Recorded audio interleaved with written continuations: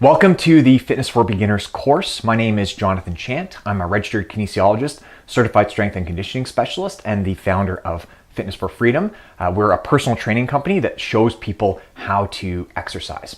When we first start working with clients, one of the biggest problems that they have, or one of the biggest things they don't understand, is what exercises they should be doing and what order they should be doing them in. So what we've done is we've designed a course that lets you figure out sort of the progression of the exercise that you should be doing, so what difficulty of exercise you should be doing, and how to lay it out in a program that works for you. So one of the biggest problems that people have once they start doing exercises, they try to progress too quickly and they put exercises in an order that doesn't make any sense. So by the end of this course, hopefully you can take what you've learned here and put it into your own life in a way that makes sense for you. Take care, and we'll see you in the course.